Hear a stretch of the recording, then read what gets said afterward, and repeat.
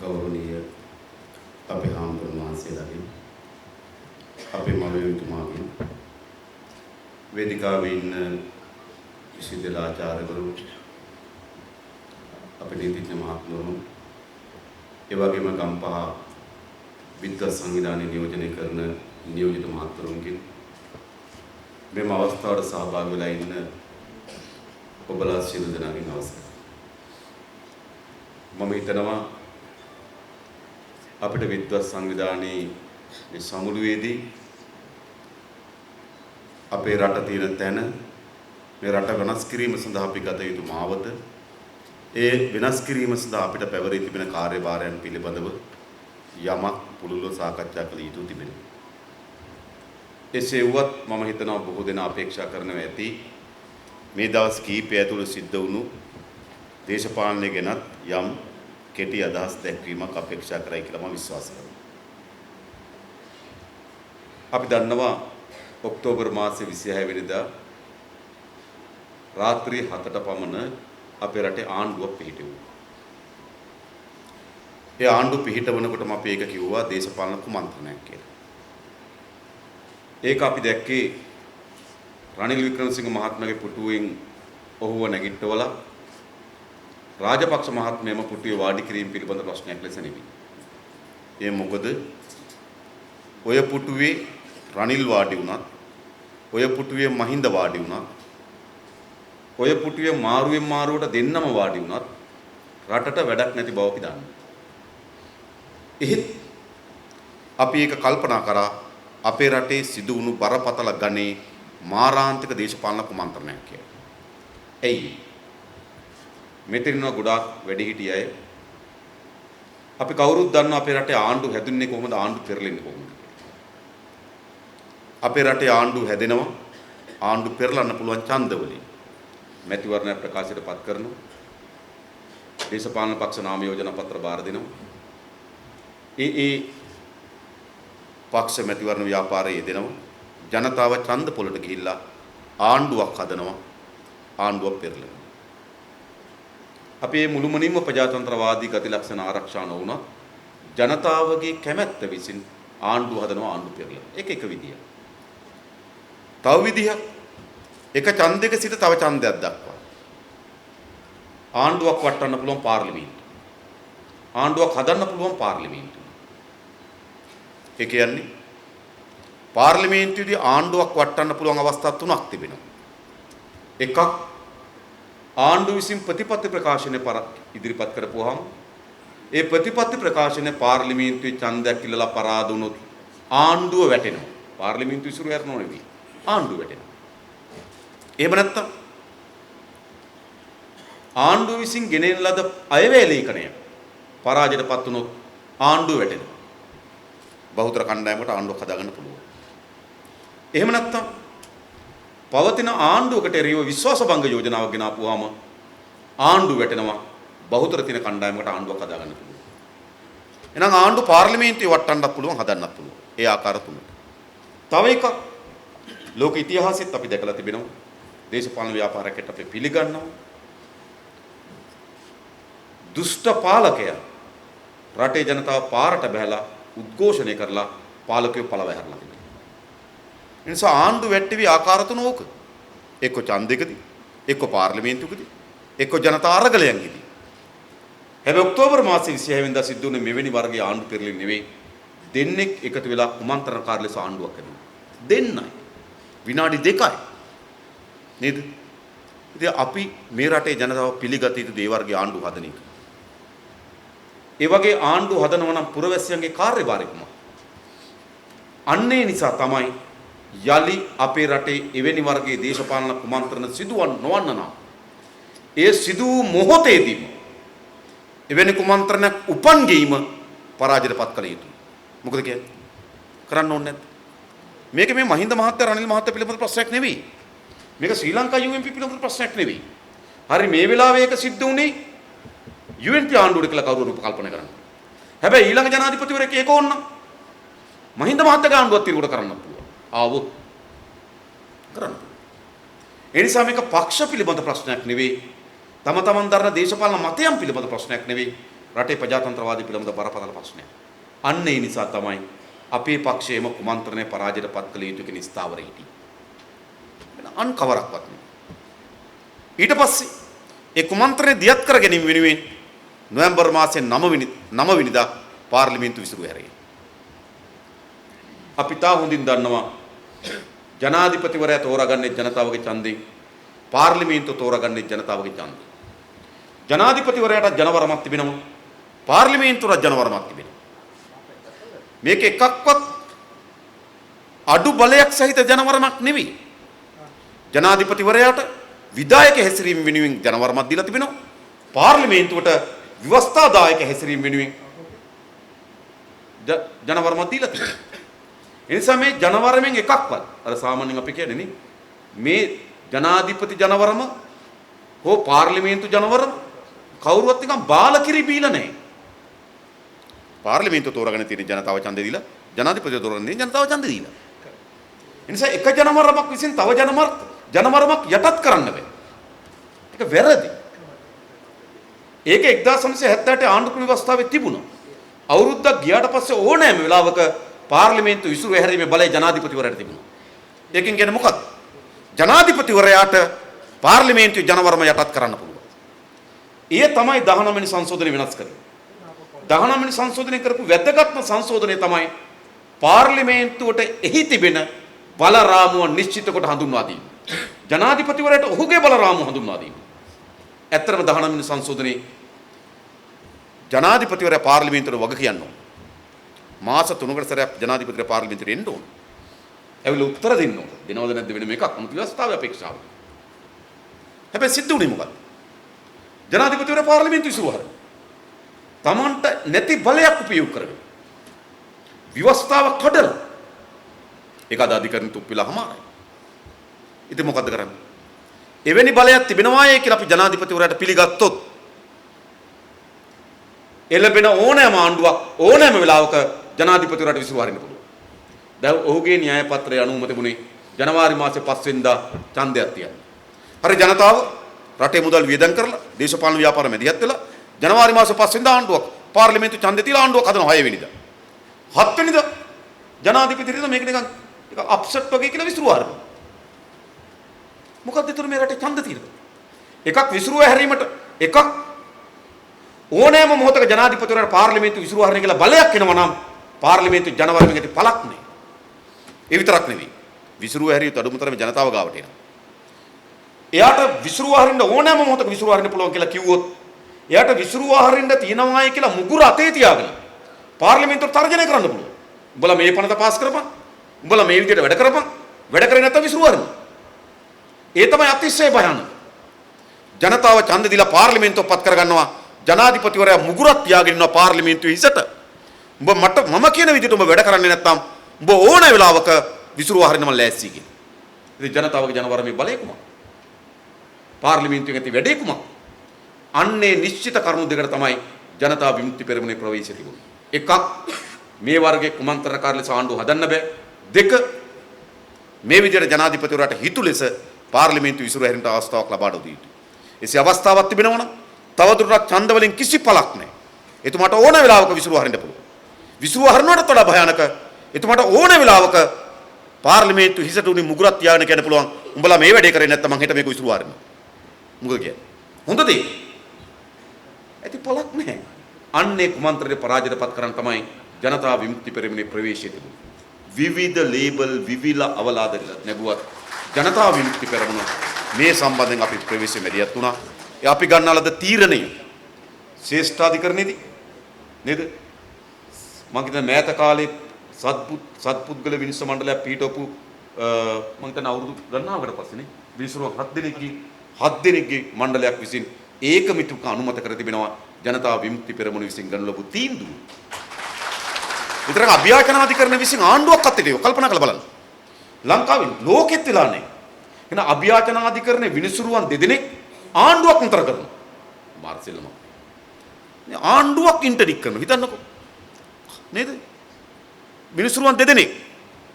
මේ රටේ සීළු පුරවැසියන් මම හිතන මේ නඩු වාර්තාව කියවන්න කියලා. විනිසුරුවන් තරක කරන්නේ කොහොමද? ඒ විනිසුරුවන් කියනවා රටක ක්‍රියාත්මක වෙන ආණ්ඩුවක් අත්විටවීම අතිශය බරපතල ලෙස මම බරපතල බව දන්නවා. එහෙනම් ආණ්ඩුවක් නතර කරන එක අතිශය බරපතලයි. හැබැයි විනිසුරුවන් කියනවා ඊටත් වඩා බරපතලයි අනීතික ආණ්ඩුවක් රට පාලනය කරන එක. එහෙනම් ආණ්ඩුවක් නැති එකට වඩා භයානකයි මොකද්ද? ආණ්ඩුවක් හසුරුවන්න බලයක් නැති කණ්ඩායමක් ආණ්ඩුව හසුරුවන එක. ඒකයි තීන්දුවේ හරය. මේ වෙන ඒවා මම දැක්කා කියනවා මේ පොඩි හාමුදුරන්ට බණ කියන්න පුළුවන්ද ලොකු හාමුදුරන්ගේ බණ ඒ පොඩි හාමුදුරු කියන්නේ. එහෙම නෙමෙයි ප්‍රශ්නේ. අධිකරණ නිශ්චිත ලෙස ප්‍රශ්න කරන එක ප්‍රශ්නයක්.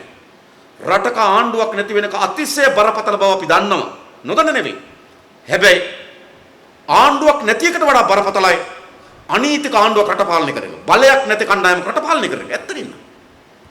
ඊට පස්සේ ඒකට විරුද්ධව මහින්ද රාජපක්ෂ මහත්මයා ගියා ශ්‍රේෂ්ඨාධිකරණයට. ශ්‍රේෂ්ඨාධිකරණයේදී අභ්‍යාචනාධිකරණය විසින් ආණ්ඩුව අත්හිටුවීමේ නියෝගය නිවැරදි බව ත්‍රිපුද්ගල විනිශ්චය මණ්ඩලයක් ඒකමතිකව අනුමත කොට තිබෙනවා. එනිසා මම කියන්න හැදුවේ අපේ ප්‍රවේශය තිබුණේ එයා නැගිටවලා මෙයා වාඩි වීම හෝ තව කෙනෙක් වාඩි කිරීම පිළිබඳ ප්‍රවේශයක් නෙවෙයි. අපේ ප්‍රවේශය තිබුණේ මේ අනීතික ක්‍රියාමාර්ගය පරාජයපත් කිරීම සඳහා පමණක්. ඒ සඳහා අපි වෙහෙසක් දැරුවා. ඒ දැන් පරාජයපත් කොට තිබෙනවා. තීරණාත්මක ලෙස පරාජයපත් වී අවසන්. හැබැයි නැවත ව්‍යවස්ථා කඩී නැවත ප්‍රජාතන්ත්‍රවාදී පිළිබඳ සාකච්ඡා ඇති වෙන්න පුළුවන්. අපි විශ්වාස කරන ලංකාවේ මෑත කාලේ ප්‍රජාතන්ත්‍රවාදී පිළිබඳ ගොඩනැගුණු විශාලතම සහ දියුණුතම සාකච්ඡාවක් ගොඩනැගිලා තිබෙනවා. මේක තව පුළුල් කරගන්නේ කොහොමද? තව අපි හරිනි සහෝදරී ඉදිරිපත් කරා. තව කොයි දිශාවට අපි ප්‍රජාතන්ත්‍රවාදී පළල් කරගන්න ඕනද? මේ පිළිබඳ අපි විධිමත් සාකච්ඡාවක් ඉස්සරහට කරගන්න. ප්‍රජාතන්ත්‍රවාදී වටිනාකම සමහර අය කියනවා ඒක අතට අහු වෙන්නේ කණ්ඩ බෑ නේද? ඔක අපිට වැඩක් නෑ වගේ ඒවා තියෙනවා. හැබැයි ප්‍රජාතන්ත්‍රවාදී රටක යහපැවැත්මේ ඉතාමත් වැදගත් ගති ලක්ෂණය. ප්‍රජාතන්ත්‍රවාදී අහිමිවීම හේතු කොටගෙන විශාල ලෙස වන්දි ගෙවපු රාජ්‍යයක් අපේ රාජ්‍යය. යුද්ධ සිවිල් නේද? යුද්ධ තුනක් අපේ රටේ නිර්මාණය වුණා. ප්‍රජාතන්ත්‍රවාදී අහිමි ප්‍රතිඵල වීම විසින් ඇතිතරමට ලේ වගුරුපු රාජ්‍යයක් මේක. ඇතිතරමට වඳුරු වගුරුපු රාජ්‍යයක් මේක. නිසා ප්‍රජාතන්ත්‍රවාදී පිළිබඳ සංකල්පය මම තව පුළුල් කරමින් තව සාකච්ඡාවක් අපිට තිබෙනවා. මම හිතන මේක අවස්ථාව නෙවෙයි. ඒ පිළිබඳව අපිට කෙටියෙන් කියන්න අවස්ථාව තිබුණේ මේ කුමන්ත්‍රණය සහ අපේ ප්‍රවේශය පිළිබඳව. ඊළඟ දැන් අපි හිතනවා මේකෙන් දැන් අපි මම හිතනවා අධිකරණ කාර්යභාරය දැන් අවසන්. පාර්ලිමේන්තුවේ මේ කුමන්ත්‍රණය පරාද කරන්න කාර්යභාරය තිබුණ එක අවසන්. හැබැයි අපි හිතනවා පොදු ජනයා මුහුණ දී තිබෙන ගැටලු වලට මේ අධිකරණයෙන් හෝ මේ පාර්ලිමේන්තුවෙන් විසඳුම් ලබා ගැනීමට නොහැකි. පොදු ජනයාගේ පොදු ප්‍රශ්න වලට. ඒ නිසා පොදු ප්‍රශ්න විසඳා ගැනීම සඳහා නව ප්‍රවේශයකට අපි අවතීර්ණ විය යුතු තිබෙනවා. දැන් බ්‍රිතාන්‍ය අධිරාජ්‍යවාදීන් අපේ රටෙන් ගොස් අවුරුදු 70කට ආසන්න කාලයක් ගත වී තිබෙනවා. මේ අවුරුදු 70 මේ පක්ෂ දෙක අපේ රට පාලනය කරලා තිබෙනවා. අවුරුදු 70ක් කරනකොට සෑම පැත්තකින්ම අපේ රට අසාර්ථක භාවයට ගෙනත් තියෙන බව සෑම දර්ශකයකින්ම අපිට පෙන්වුම් කරමින් තිබෙනවා. ඒ ආර්ථික ශාස්ත්‍රයේද, ඒ සෞඛ්‍ය ශාස්ත්‍රයේද, ඒ අධ්‍යාපන ශාස්ත්‍රයේද, ඒ පරිසර පිළිබඳ ප්‍රශ්නයේද, ඒ ප්‍රවාහන පිළිබඳ ප්‍රශ්නයේද, ඒ සමාජ කඩාවැටීම් පිළිබඳ ප්‍රශ්න, තමන් නිල ජීවිකාව පිළිබඳ මේ හැම එකකදීම මේ 70 අවුරුද්දක පාලන අසාර්ථක බව ඔප්පුට්ටුක තිබෙනවා. ඒ නිසා මම හිතන්නේ තව දුරටත් අපි අතර ලොකු සංවාදයක් සාකච්ඡාවක් පවත්වා ගත යුතු නැහැ. මේ පක්ෂ දෙකට අපේ රට හදන්න පුළුවන්ද බැරිද කියලා. රනිල් වික්‍රමසිංහ මහත්මයා නියෝජනය කරන කඳවුරට හෝ මහින්ද රාජපක්ෂ මහත්මයා නියෝජනය කරන කඳවුරට මේ රට හදන්න පුළුවන්ද බැරිද? සාකච්ඡාව කරන්න ඕනේ. ඒක නේ අපිට නෑ ඔය කිව්වට හදයි වගේ කියලා හිතනවා. නෑ දැන් අවුරුදු 3මාරක අගමැතිකම වගේ නෙවෙයි මේ පටන් ගත්ත අගමැතිකම නම් টොප් එකට කරයි කියලා හිතනවා. බලාගන්න පුළුවන් කැබිනට් මණ්ඩලෙ දියුරුම් දෙනකොට. බලන්නකො මොකද වෙන්නේ කියලා. හරිද? ඒ නිසා තව දුරටත් අපි අතර සංවාදයක් විවාදයක් පවත්වා ගත යුතු නැහැ කියලා අපි විශ්වාස කරනවා. මේ කඳවුරු දෙකට රට හදන්න පුළුවන්ද බැරිද කියලා. අපි පොදු සම්මුතියකට පොදු එකඟතාවයකට අපි ආයුතුයි මේ කඳවුරු දෙකට රට හදන්න බෑ. කවුරු හරි විශ්වාස කරනවද? පුළුවන් කියලා. මම හිතන්නේ තවදුරටත් විශ්වාස කරන්න එපා. අපි පොදු එකඟතාවයකට එමු. තවදුරටත් මේගොල්ලන්ට රට හදන්න පුළුවන්ද බැරිද කියලා සංවාදයක් නැහැ. ඔවුන්ට මේ රට හදන්න බෑ. අවුරුදු 70 නේද? හදන්න බෑ. හැබැයි අපි සංවාදයක් කරමු අලුත් සංවාදයක්. එහෙමනම් කොහොමද හදන්නේ? කවුද හදන්නේ? නේද? ඒක තමයි මම හිතන්නේ අලුතෙන් සංවාද කළ යුතු වන්නේ. ඒ නිසා තවදුරටත් මේ දේශපාලනික වශයෙන් මලගිය ප්‍රාණ කරුවන් බවට පත් වී තිබෙන මේ කඳවුරු දෙක ගැන කතා කිරීමෙන් කිසි පළක් නැහැ.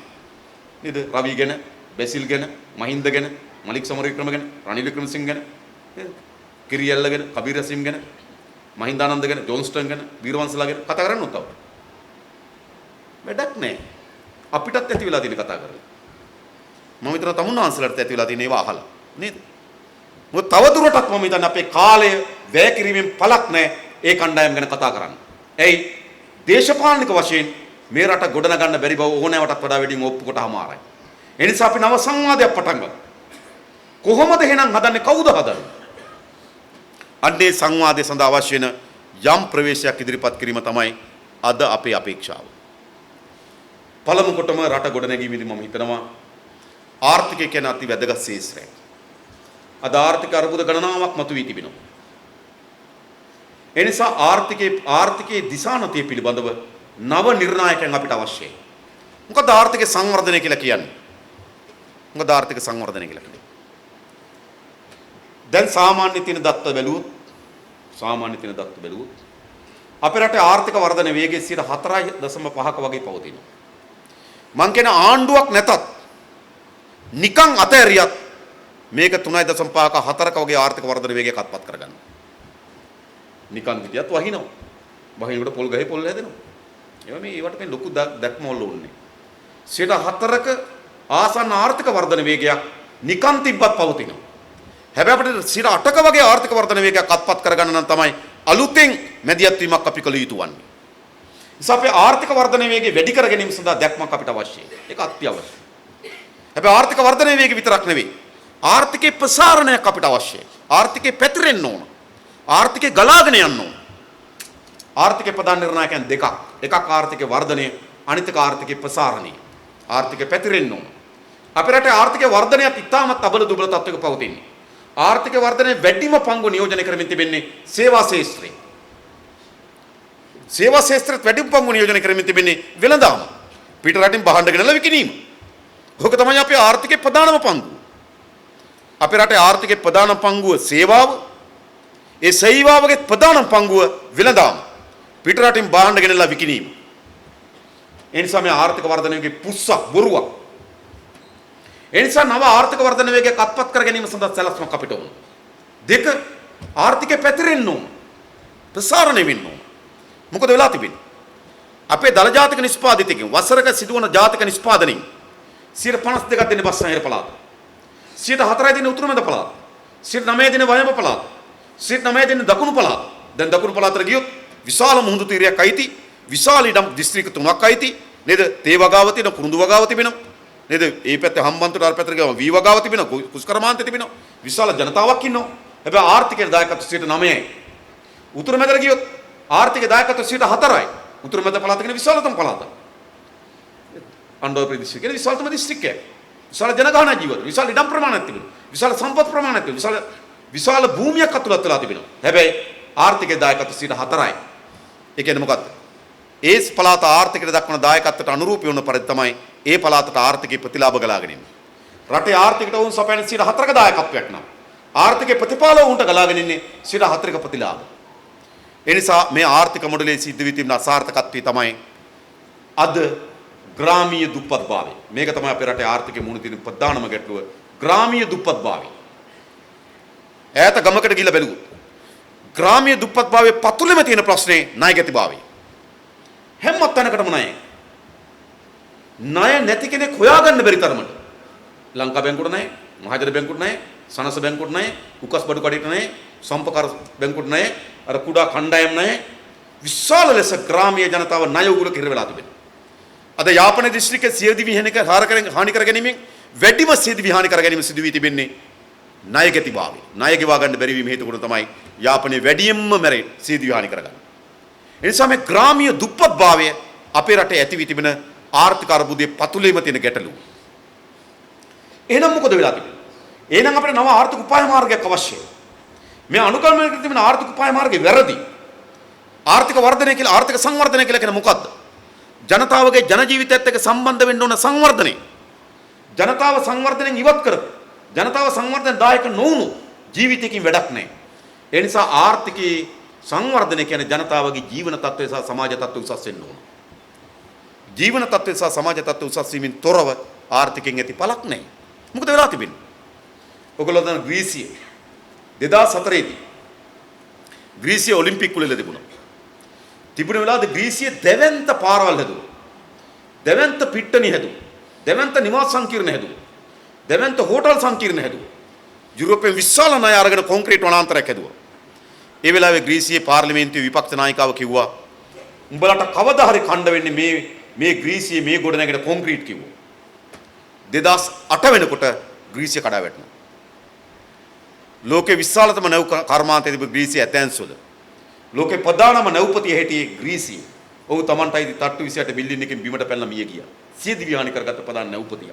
ආර්ථිකය කඩා වැටුණා. අද ග්‍රීසියට ගිහලා බැලුවොත් ග්‍රීසිය සල්ලි තියෙන මැදපාන්තික ජනයා ග්‍රීසිය අත්හැරලා යනවා.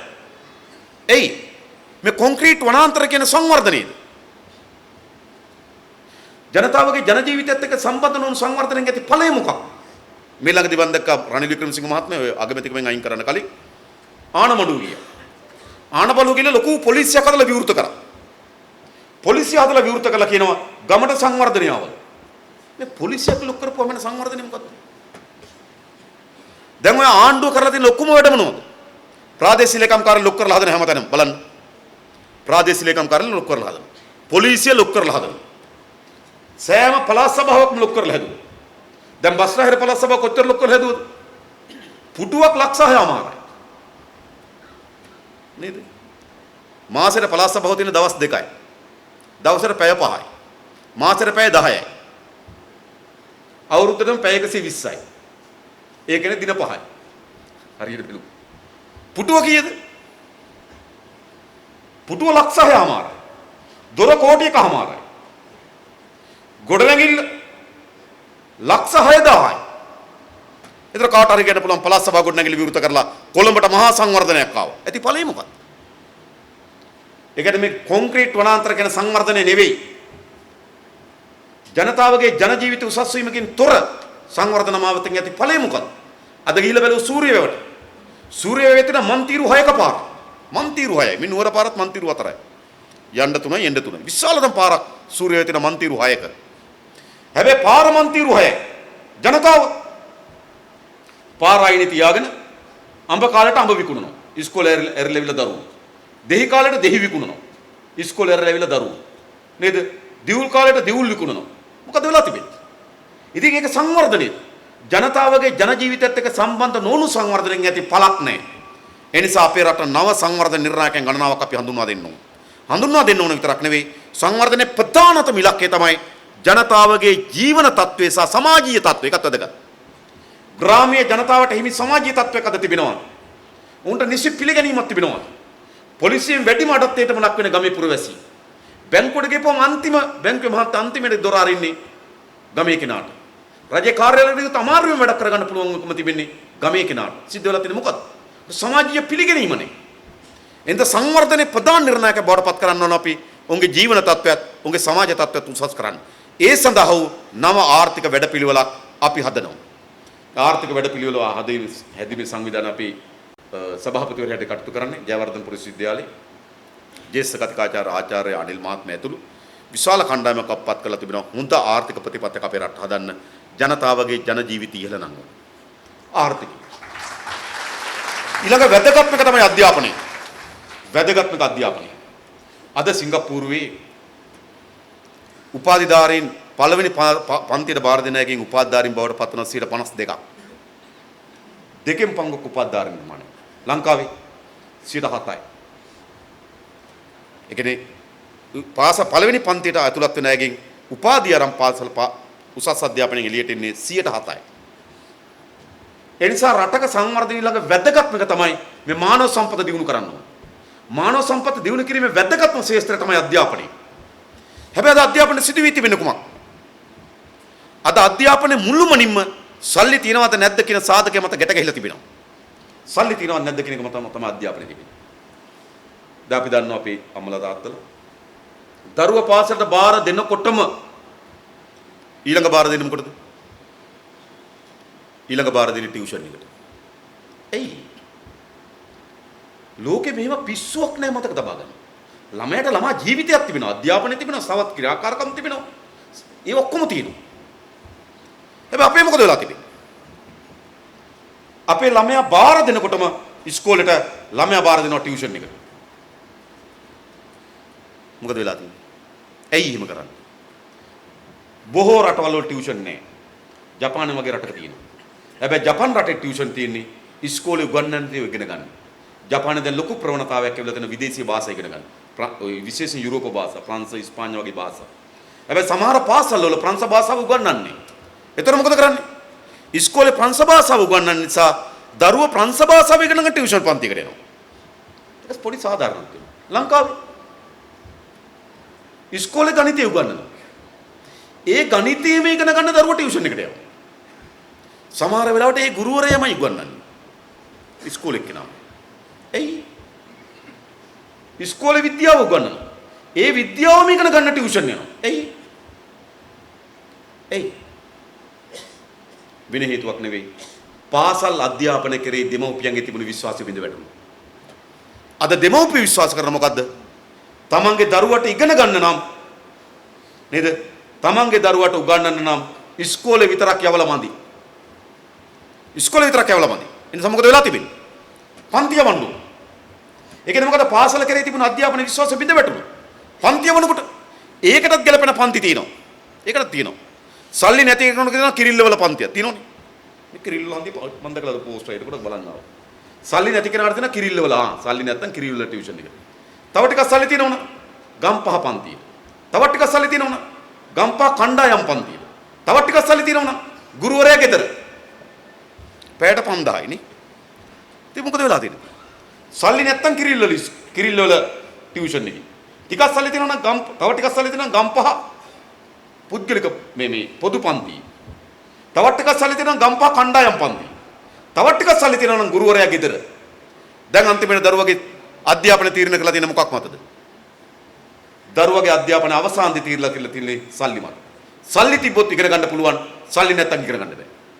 මේකයි සිදුවී තිබෙන්නේ. අධ්‍යාපනයේ අන්තිමට තීරණය වෙ තිබෙන මුදල් මත. 1960 දශකයේ වෙන හේතු මත හෝ අපේ රටේ නිදහස් අධ්‍යාපන පුළුල් වන විශාල මධ්‍ය මහාවිද්‍යාල පද්ධතියක් නිර්මාණය වුණා. ඒ 60 දශකයේ විශ්වවිද්‍යාලවල ගොඩනැගුණු මධ්‍ය මහාවිද්‍යාල පද්ධතිය හේතු කොටගෙන තමයි ගම්වල හිටපු දුවදරුවන් විශාල ප්‍රමාණයකට මේ රටේ අධ්‍යාපනයේ ඉහළ අවස්ථා නිර්මාණය කරගන්න දොර ඇරුණේ. නේද? පී.බී. ජයසුන්දර මුදල් අමාත්‍යාංශ ලේකම්වරයා. නිකවැරටි හුළුගොල්ල කියන ගම. නිකවැරටි. අධ්‍යාපන අමාත්‍යාංශ ලේකම් අනුර හිටපු. එයා වවුනියාවේ ඔයාමඩුව කියන ප්‍රදේශය. දැන් රාජ්‍ය සේවා කොමිසම සභාවේ සභාපතිතුමා මැදවච්චිය ඇටවීරගොල්ලෑව කියන ගමේ විශ්වවිද්‍යාල ප්‍රතිපාදන කොමිසමේ සභාපති මොහාන් ගාමිණී සමරනායක විශ්වවිද්‍යාල ප්‍රතිපාදන කොමිසම ගාමිණී සමරනායක කැපිති ගොල්ලෑවේ ඈත ගමක ඉපදුනේ. ඔහුගේ ජීවිත කතා පොතේ ලියනවා ඔහු ඉස්කෝලේ ගියේ දියුල් ගෙඩිය ලිපා අස්සේ දාලා අලු වලට තම්බලා ඒ දියුල් ගෙඩිය කාලා තමයි ඉස්කෝලේ ගියේ කියලා. එයා විශ්වවිද්‍යාල ප්‍රතිපාදන කොමිසම සභාපති වෙනවා. මොකක් නිසාද? මොකක් නිසාද? ගත්තොත් එස්.පී. දිසානායකනේ හංගුරුවන්කට පොරමඩුල්ලි. උසස් අධ්‍යාපනය මෙතන හොඳ නරකද වෙන මේක. හරිද? හැබැයි කොහෙන්ද මේ හේතු නිර්මාණය? මේ නිර්මාණය වුණේ නිදහස් අධ්‍යාපනයේ තිබුණු අයිතිය. ඒ අයිතිය නිසා තමයි ඈත ගම්වලට දුවදරුවන්ට මේ අවස්ථා නිර්මාණය වෙලා තිබුණේ. අද මොකද්ද සිදුවී තිබෙන්නේ? අද අවසානයේදී මුළු අධ්‍යාපනයේම සල්ලි මත රඳා පවතින අධ්‍යාපන ක්‍රමයක් නිර්මාණය වෙලා තිබෙනවා. යුක්ති සාගත මේ අධ්‍යාපන ක්‍රමය. ඒ දරුවා තෝරාගෙන ඒ පවුලේ ඉපදින්නේ නැහැ. ඒ දරුවා ඉපදිච්ච පවුලේ ආර්ථික තත්ත්වය මත ඒ දරුවාට අධ්‍යාපනය ගන්න පුළුවන් ද බැරිද කියලා සැදෙන නිර්ණායක සාධාරණද? මේක වෙනස් කරන්න ඕන. ඒ නිසා අපි තාමත් හොඳ වැදගත් අධ්‍යාපන ප්‍රතිපත්තියක් හදනවා. අධ්‍යාපන ප්‍රතිපත්තියේ මූලික කාර්යය දරුවන්ට අධ්‍යාපනය ලබා දීම රාජ්‍යයේ කාර්යභාරය. රජයේ වගකීම. අද දරුවන්ට උගන්වන්නේ කාගේ වගකීමද? අද දරුවන්ට උගන්වන එක දෙමව්පියන්ගේ වගකීම. ඔය දෙමව්පියන්ට ඕන තමයි දරුවන්ට උගන්වන්න. හැබැයි දරුවන්ට හොඳ මානව සම්පත දිනු කරපු සමාජයක් වුණ ආණ්ඩුවකට රටක් හදන්න. ඉතින් දරුවන්ට උගන්වන එක දරුවන්ට යහපත් සමාජයක් නිර්මාණය කරන එක ආණ්ඩුවේ වගකීම. ඒ නිසා මේ දරුවන්ගේ දෙමව්පියන්ගේ වගකීමක් බවට පත් වී තිබෙන අධ්‍යාපනය තමුන්වන්සලාත් වගකීම උසුලන්න. හැබැයි ඒක මූලික වගකීම බවට පත් කරගන්න ඕන කවුද? රජයේ වගකීමක් අධ්‍යාපනය. එවැනි අධ්‍යාපන ප්‍රතිපත්තියක් වුණ අපේ රට ඉස්සරහට යන්න. ඒ සඳහා මොරටු විශ්වවිද්‍යාලය අපි හිටපු උපකුලපති අතලගේ මහාචාර්ය අතලගේ මැතිතුමා අපේ හර්නි අමරසූරිය සොහිරිය, ඒ වගේම විශාල ප්‍රමාණයක් විශ්වවිද්‍යාල ආචාර්යවරු, ඒ වගේම විද්‍යාපීඨවල විදුහල්පතිවරු මේ විශාල කණ්ඩායමක පත් කළත් හොඳ අධ්‍යාපන ප්‍රතිපත්තියක් හදන්න ඕනේ. 2. 3 සෞඛ්‍යය. අපේ රටේ විශාල බිඳ වැටීම ලක් වෙලා තිබෙන සෞඛ්‍යය. මේ ළඟදී ලෝක සෞඛ්‍ය සංවිධානයේ වාර්තාවක් ආවා.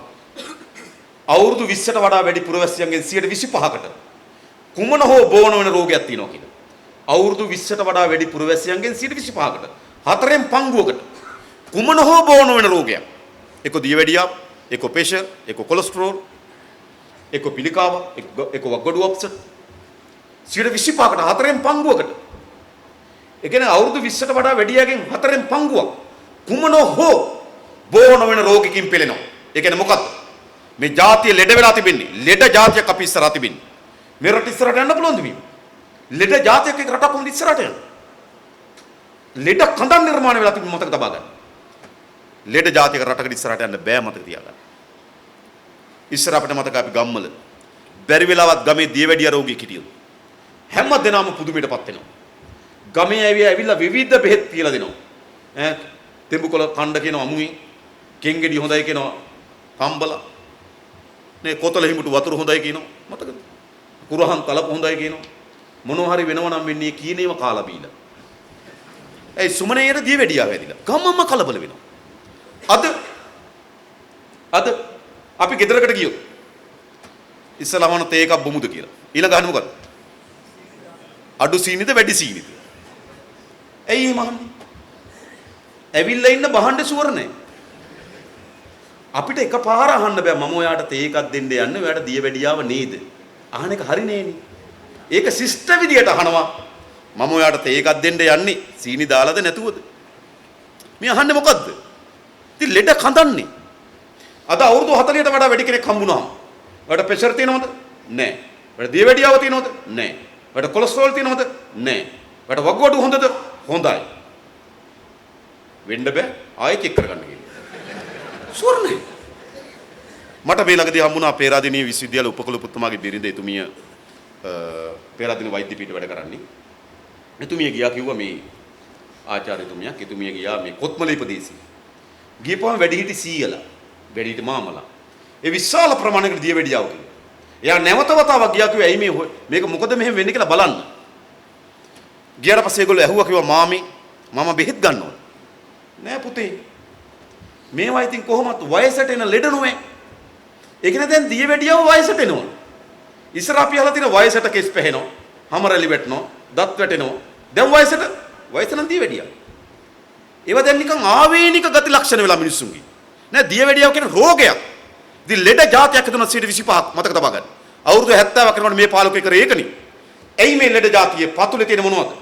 එක අපේ ආහාර, දෙක අපේ සෞඛ්‍යය. හොඳ ආහාර රටාවක් සහ හොඳ සෞඛ්‍ය රටාවක් නැතුව මේ જાතිය සූපත් කරන්න බෑ. ආහාර රටාවට මොකද වෙලා තිබෙන්නේ? එකක් අපි අපේ ආහාර වේල අපි වෙනස් කරගෙන නැහැ. අපිට ඉතිහාසයේ තිබුණ අපේ ජීවන රටාව වෙනස් ඉස්සර. අපිට ගහක් කපන්න වුණාම පොරව ගත්ත ගහ කැපුවා, කරෙන් තියාගත්තා, ගෙදර අරන් ආවා. විශාල ලෙස කායික ශ්‍රමය වගුරු. අද ගහක් කපන්න වුණාම චේන්සෝ එක ගෙනාව ගහ කැපුවා, ටැටරේ පටව ගත්තා, ගෙදර ගෙනාවා. අපේ කායික ශ්‍රමය වගුරුන ආකාරය වෙනස් වෙලා තියෙනවා. ඉස්සර අපිට කිලෝමීටර් 5ක් යන්න වුණාම අපි ගම්වල කියනවා ඉර මුදුගු වෙන්න කලින් ගමන ගිහිල්ලා ඉවර වෙන්න පාන්දරම පිටත් වෙන්න ඕන කියනවා. පයින් යනවා. අද කිලෝමීටර භාගෙත් අපි ත්‍රිවිල් එකේ යනවා. කමක් නැහැ. තාක්ෂණ දියුණුවේ මිනිසුන්ගේ ජීවන රටාව පාසු කරලා තිබෙනවා. හැබැයි අපේ කායික ශ්‍රමය වගුරුන ආකාරය වෙනස් වෙලා තිබෙනවා. හැබැයි අපේ ආහාර වේල අපේ 100 කාපු විදිහටම තමයි අද අපි කන්නේ. ලොකු බත් පිඟාන එළවලු දෙකයි. නැත්ද? හැබැයි 100 කායික ශ්‍රමය වගුරුපු විදිහට නෙමෙයි අපි වගුරන්නේ. ඒ නිසා මිනිසුන්ගේ මිනිහාගේ කායික ශ්‍රමය වගුරුන ආකාරය අනුව තමන්ගේ ආහාර වේලේ වෙනසක් විය යුතු තිබෙනවා. ඒකට ලෝකයේ දැන් අධ්‍යාපනයක් තිබෙනවා. පෝෂණ වේදේ කියන ලොකු විද්‍යාවක්. අපේ පේරාදෙණිය විශ්වවිද්‍යාලයේ තියෙන කුඩා පාඨමාලාව. පෝෂණ වේදේ පිළිබඳව. ලෝකේ උපාධි පරිශ්‍රණය කරලා පෝෂණ වේදේ තිබෙනවා. හැබැයි අපේ ගමකට ඇවිල්ලා අපේ රටේ පුරවැසියන්ට කියලා දීලා තියනවද? ඕගොල්ලන්ගේ ජීවන රටාවට අනුරූපී වන පරිදි ඕගොල්ලන්ගේ ආහාර රටාව මෙහෙම හදාගන්න කියලා දීලා තියනවා. නෑ. අපිට කියලා දෙන කවුද අපේ පෝෂණ වේදී? ටීවී එකේ දැන්වීම් ටික. ඉස්සු රස නේද? ඉස්සු රස සෝයාමීන්. දැල්ලු රස සෝයාමීන්. මේ සෝයාමීන් තියෙනද ඉස්සු රස? මුහුදෙන් අල්ලනවා. මේ තිරුඟු පිටි, සෝයා පිටි, ඊස්ට් ලුණු. ඕකෙන් තමයි සෝයා මිට් හදන්නේ. අපිට ඉස්සෝ රස, දැල්ලෝ රස කෑවොත් පීනන්න පුළුවන් වේගි. ඉස්සෝ රස කෑවොත් පියාඹන්න පුළුවන් වගේ දැන් නීමෙන්. ඉතින් අම්මලා දෙනවා. දැන් පෝෂණ වේදියෝ කව. මේ අහඬුක වගකීම පුරවැසියන් සුවපත් කිරීම. එහෙනම් අපිට හොඳ ආහාර රටාව අපේ වෙනස් කරගන්න බැරි වෙලා තිබෙනවා. ඒකට පෝෂණ වේදී පිළ අධ්‍යාපනයක් ඕනේ මිනිසුන්.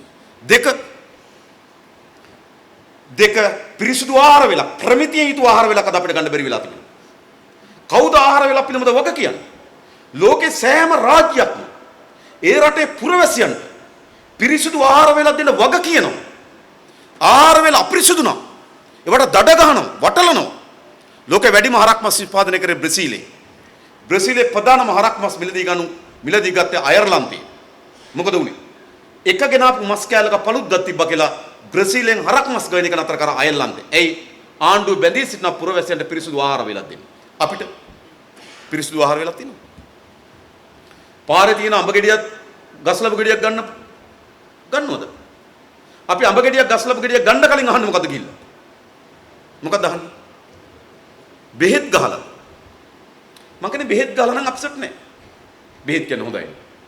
අහන්න ඕන වස දාලාද කියලා. අපි අහන බෙහෙත් ගහලා. ඉතින් බෙහෙත් නම් හොඳයි. අහන විදිහත් වැරදි. එතන මොකද්ද මුදලාලි කියන්නේ? අනේ අම්මා මුත්තා කාලෙවත් අපි කනබුණු දේවල් වලට වස මිශ්‍ර කරන අය නෙවෙයි. නේද? කණ්ඩ නැතත් කනබුණු දේවල් වලට පිරිසුදු දෙනවා. අපි නම් ගහන්නේ අල්ලපු කෙනා නම් ගහලා. මෑනුත් ගහලා. අපි දන්නේ නැහැ. ඉතින් මොකද වෙලා තියෙන්නේ? ඒක පිරිසුදු ආහාර වේලක් ගන්න නැහැනේ අපිට. කවුද පිරිසුදු ආහාර වේලක් වග කියන්නේ? දැන් අපි කාන්තාවන් ගත්තාම කාන්තාවන්ගේ ජීවිත අතිශය නීරස පංගුවක් අද ජීවිත ඉතුරු වෙලා තියෙනවා. පාන්දර 4ට නැගිටින උයන්ඩ පටන් ගන්නවා. ගම්මල ගිහපුවම නේද? ඒක ඉවරන ඔක්කොම ඉවරන 9 10 වෙනවා. ඊට පස්සේ රිදිරි කර්මයට හොදලා ඊට පස්සේ දවල්ට පටන් ගන්න 11ට විතර කෝස් එක. ඒක ඉවරන 2ට විතර. ඊට පස්සේ අන්න ගමේ කවුරු හරි එකතුලා පොඩි කයියක් ගහනවා. 5ට පටන් ගන්නවා රෑ කෝස් එක. නේද? 8ට ඉවර වෙනවා. 10 වෙනකොට නාට්‍ය බලනවා, බුදියා ගන්නවා ආයෙ උදේ. මොන ජීවිතයක්ද? කුස්සියම. ලෝකෙ එහෙම නෙවෙයි. ලෝකෙ දැන් ආහාර කියන්නේ කර්මාන්තය. ලෝකේ ආහාර කර්මාන්ත වෙනම තියෙනවා. ආහාර කර්මාන්ත විසින් ආහාර නිෂ්පාදනය කරනවා. ඒ ආහාර ගෙදරට ගෙනල්ලා පරිභෝජනය කරනවා. අපේ තුන් වේල උයන්න ඕන. එයි අපිට පාරේ තියෙන දේක් කන්න බයයි. කඩේකට ගිහලා කන්න බයයි. අපි අහලා තියෙනවනේ. අද නම් බඩ ටිකක් අප්සෙට් ඊයේ කොත්තුවක් කෑවා. එන කොත්තු කෑවොත් බඩ අප්සෙට් වෙනවා. ඊට වග කියන්න ඕනේ කවුරු හරි මේවට. ඒ නිසා අපේ රටේ පුරවැසියන්ගේ දෙවෙනි ප්‍රශ්නේ තමයි සෞඛ්‍ය ප්‍රශ්නේ. පිරිසිදු ආහාර වේල පිළිබඳව වගකීමක් නේ. 3 නිසි පෝෂ්‍යදාය ආහාර වේල ගන්න බෑ. ඒ තරමට වත්කමක් නැහැ. තමන්ට ආහාර වේලක් මිලදී ගැනීම සඳහා අවශ්‍ය වෙන වත්කමක් නැහැ. ඒ නිසා මේ ආහාර තමයි අපි ලෙඩ රෝග වල එක ප්‍රධාන සාධකය. 2 සෞඛ්‍ය. අපේ අතිශය අයහපත් සෞඛ්‍ය පුරුදු විශාල ප්‍රමාණයක් අපේ රටේ පුරවැසියන් තියෙනවා. විශාල ප්‍රමාණයක්. මේ ළඟදී මම සෞඛ්‍ය දෙපාර්තමේන්තුවේ වාර්තාවක් ගෙන්නගෙන බැලුවා. ආණ්ඩුවේ රජයේ රෝහලෙන් OPD එකෙන් බෙහෙත් කොච්චර ගන්නවද කියලා. OPD එකේ ආණ්ඩුවේ බාහිර රෝගයන්ගෙන් බෙහෙත් ගන්නවා ලක්ෂ 600ක්. ජනගහනය ලක්ෂ 200. බෙහෙත් ගන්නවා ලක්ෂ 600. ඒ කියන්නේ එක්කෙනා 7-8 සැරේ ස්පිරිතාලෙන් බෙහෙත් ගන්න අවුරුද්දකට. මේ බෙහෙත් ගන්න සංස්කෘතියම වැරදි. ලෝකේ එහෙම බෙහෙත් ගන්නෙ නෑ. එහෙම බෙහෙත් දෙන්නෙත් නෑ. අපේ බෙහෙත් ගන්න. මම මේ විදිහටම ගියා අම්පාරේ ගිහලා කතාව කරනකොට අපේ දොස්තර මාතෘ කණ්ඩායමක් හිටියා. මම ඒගොල්ලන්ගෙන් ඇහුවා ඕගොල්ලන්ගේ ස්පිරිතාලේ වැඩියෙන්ම සෙනග එන්නේ කවද්දට කියලා. කවදටද කියලා. කවදට? වැඩියෙන්ම සෙනග එන්නේ ඉරිදට කිව්වා. මං ඇහුවා ඉරිදා පොළොද කියලා. ඔව් කිව්වා. පොළට ඇවිල්ලා බෙහෙත් ගන්න එනවා. මේ පොළට ආපු එක ස්පිරිතාලෙත් ගොඩ වෙලා ගියොත් හොඳයි. පොළට ආවනම් පොළට මොකද ස්පිරිතාලට යන්නේ? ටවුන් එකට ආපු එකේ බෙහෙත් ටිකක් තරම් ගියොත් හොඳයි. මේ ටවුන් එකට ආවනම් ටවුන් එකට. මොකද බෙහෙත් ගන්න යන්නේ? මට අර එක දොස්තර මහතුරු කණ්ඩායමක් කිව්වා දැන් අර ක්ලිනික් එනවනේ වෛද්‍ය සායන වලට මාසෙකට සැරයක් ලෙඩෙක් අරගෙන එනවනේ. ඒතර අර තනියම ඉන්න බැරි ලෙඩ තව කෙනෙක් අරගෙන එනවා. අරගෙන ආපහු ටික වෙලාවක් යනකොට එයාට හිතෙනවා මමත් ස්පිරිතාලේ ආපු එකේ බෙහෙත් ටිකක් ගත්තොත් හොඳයි. මේ වෙන කෙනෙකුට බෙහෙත් ගන්න ආවේ. හරි ඉතින් හැම ලක්ෂ 600ක් OPD වලින් බෙහෙත් ගන්නවා. මෙහෙම ලෝකේ කොහෙවත් බෙහෙත් ගන්නේ නැහැ.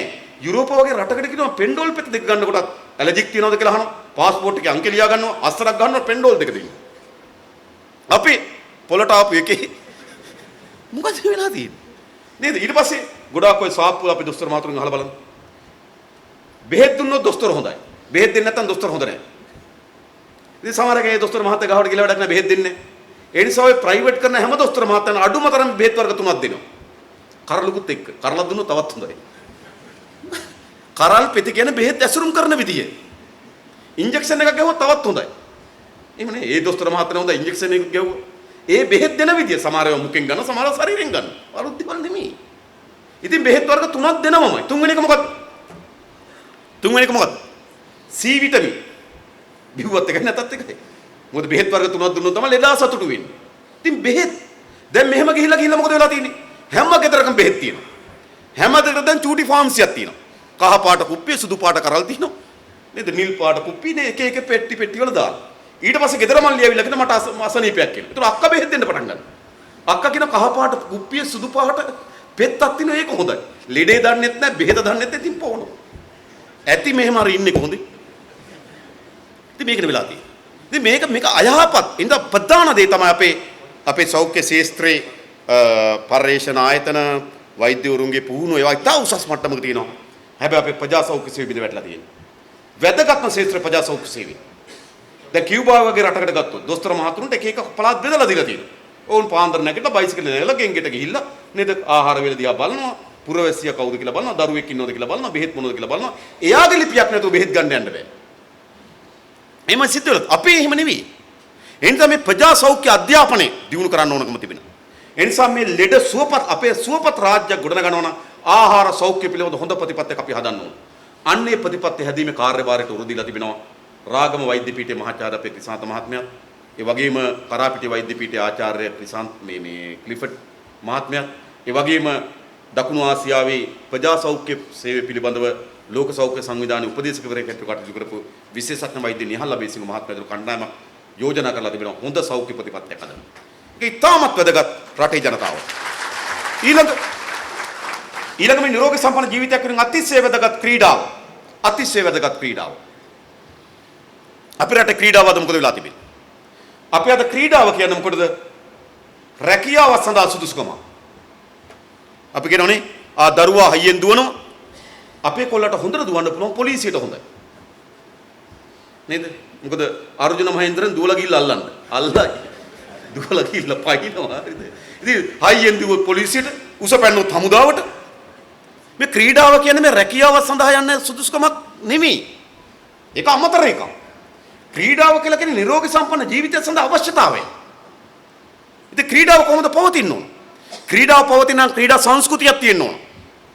අපේ ක්‍රීඩා සංස්කෘතියක් නැහැ. ලෝකේ ක්‍රීඩාව බොහෝ රාජ්‍යන්ගේ සංස්කෘතිය බවට පත් වෙලා තිබෙනවා. දැන් ඔය ප්‍රංශ සවාරිය ගත්තාම ප්‍රංශ සවාරිය දින 21ක් විතර යන යුරෝපේ පුරා. ඈත ගම් ඇතුලේ යන්නේ.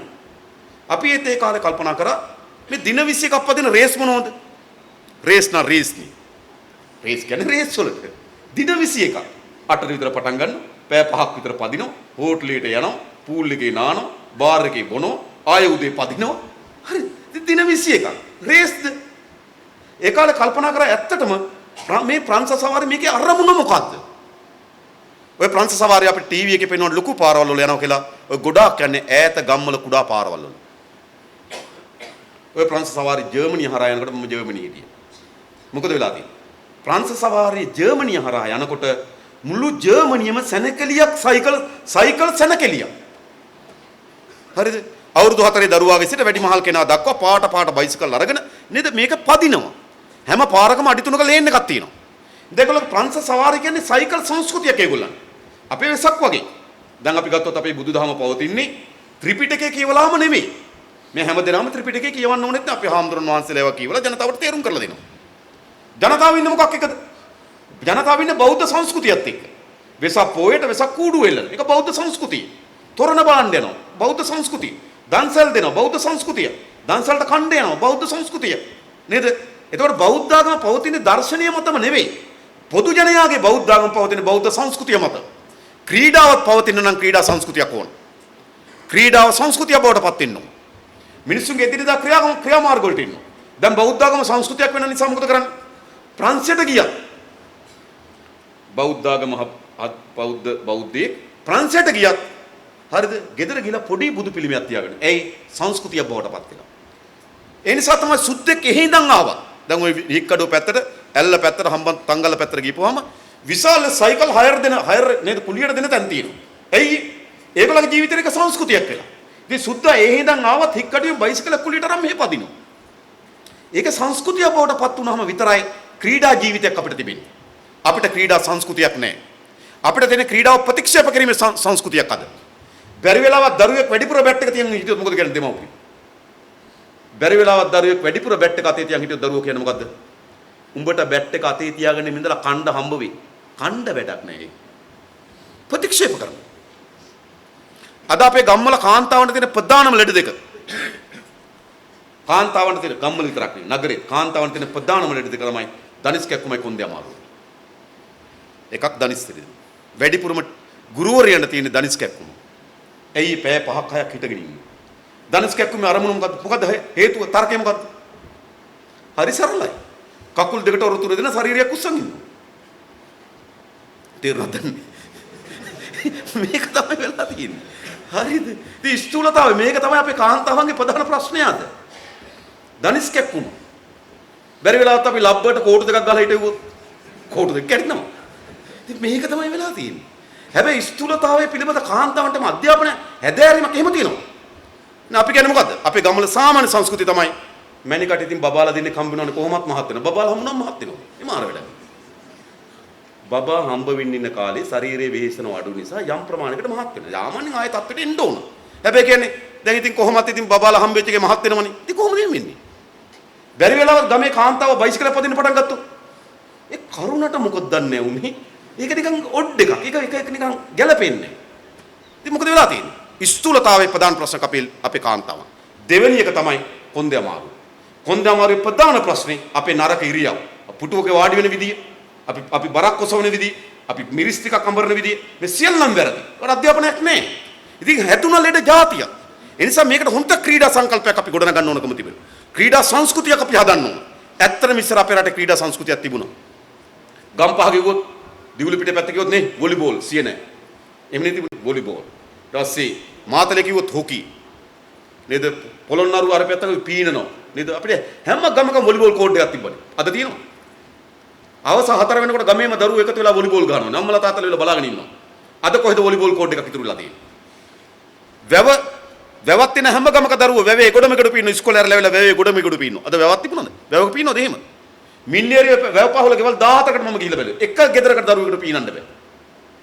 එයි වැව තියෙනවා. දරුවා ටැප් එකෙන් නාවලා ටියුෂන් යවන්න ඕන. ගඟ ගාව ගඟේ ගොඩමෙගඩ පීනවා. අද කැලණි ගඟ ගාව දරුවෝ ගොඩමෙගඩ පීනවා. මොකද්ද වෙලා තිබෙන්නේ? ඉතින් ක්‍රීඩා සංස්කෘතිය තිබුණා යම් ප්‍රමාණයකට. හැබැයි කිසි දෙයක් නැතුව අද මොකද වෙලා තියෙන්නේ? ලෙඩ જાතියක් නිර්මාණය කරන මේ ක්‍රීඩාව නැතිවීම හේතු කොටගෙන. එනිසා අපි හොඳ ක්‍රීඩා ප්‍රතිපත්තියක් හදන්න ඕනේ. ඒ ක්‍රීඩා ප්‍රතිපත්තිය අරමුණ තමයි නිරෝගී සම්පන්න ජීවිතයක්. ඒ වෙනුවෙන් හොඳ ක්‍රීඩා සංස්කෘතියක්. ඒ සඳහා තමයි අපි කැලණි විශ්වවිද්‍යාලයේ ක්‍රීඩා දෙපාර්තමේන්තුවේ මහාචාර්යතුමා අපේ සුගත් තිලකරත්න මීටර් 400 දාවනසූරය, ඒ වගේම මීටර් 400 ඊළඟ දාවනසූරය අපේ ප්‍රදීප් කුමාර, ඒ වගේම සයිකල් කරු මේතුළු කණ්ඩායමක් අත්පත් කරලා තිබෙනවා. හොඳ ක්‍රීඩා සංස්කෘතියක් ගොඩනැගීම සඳහා අවශ්‍ය වෙන ක්‍රීඩා ප්‍රතිපත්තියක් හදන්න. ක්‍රීඩා සංස්කෘතියක්. ඒක තමයි අරමුණ බවට පත් වෙන්නේ. දැන් මම පොඩි උදාහරණයක් අරන් කියන්න උගලට මේක කිසිසේත්ම දේශාගතව කියන එකක් නෙවෙයි. මහින්ද මහත්තයාගේ වයස කීයද? අවුරුදු 74යි. අවුරුදු 74 මහින්ද මහත්තයා තියලා අවුරුදු 74 ගමේ කෙනෙක් කිව්වොත් අපේ ගමේ කෙනෙක් ගෙනලා තියෙන ඒ ගවින්. මහින්ද මහත්තයා පේනවා ටිකක් තරුණ විදියට අපේ ගමේ කෙනා පේනවා 90ක් වගේ.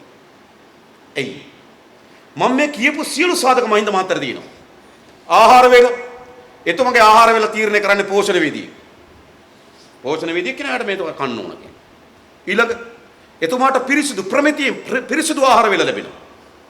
එතුමාට මිලදී ගන්න පුළුවන් වත්කමක් තියෙන ආහාර වේල. ඒතර ආහාර ටිකෙන් සම්පූර්ණ. ඊළඟ එතුමාට සෞඛ්‍ය සේවයක් තියෙනවා. කොන්දේ අමාරු වැදුනත් එතුමා සිංගප්පූරුවට බෙහෙත් ගන්න එනවා. අපි බටු තෙල් ගගා ඉන්නවා. නිකන් ගත්තා.